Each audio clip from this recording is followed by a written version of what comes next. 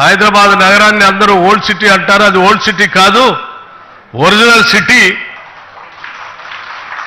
ఆ ఒరిజినల్ సిటీని కూడా అద్భుతంగా మేము డెవలప్ చేస్తున్నామని చెప్తూనే తెల్లారే వరకు ఈ ప్రపంచంలో ఉన్నటువంటి ప్రజలందరూ ఏ భవిష్యత్ నగరం కోసం చూస్తారో అటువంటి భవిష్యత్ నగరానికి సంబంధించినటువంటి కార్యాలయానికి ఈరోజు భూమి పూజ చేసి కార్యక్రమం చేసి నిజంగా రెండు అంశాలని ఈరోజు స్పష్టంగా ఈ రాష్ట్రానికి దేశానికి కూడా చూపిస్తా ఉన్నారు.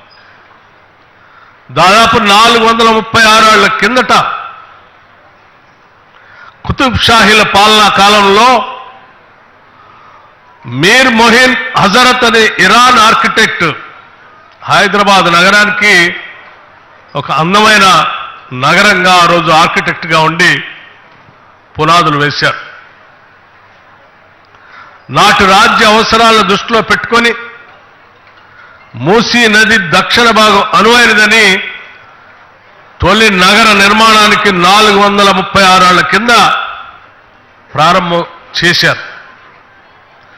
అలా 436 సంవత్సరాల క్రితం మొదలైనటువంటి హైదరాబాద్ నగరం అత్యంత సుందరమైన సుసంపన్నమైన దేశంగా చరిత్ర పటంలో నిలబడ్డ సంగతి కూడా మనందరికీ తెలిసింది.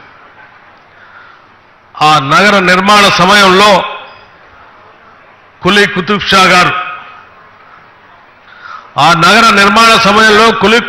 గారు దేవా నదులను చేపల్లో నింపినట్టు నా నగరాన్ని ప్రజలతో నిండిపోయేలాగా చేయమని ఆనాడు ప్రార్థించి మొదలుపెట్టినటువంటి హైదరాబాద్ నగరం ఈరోజు ప్రజలతో పూర్తిగా నిండి అత్యంత అద్భుతమైన నగరంగా విస్తరింపబడతా ఉంది.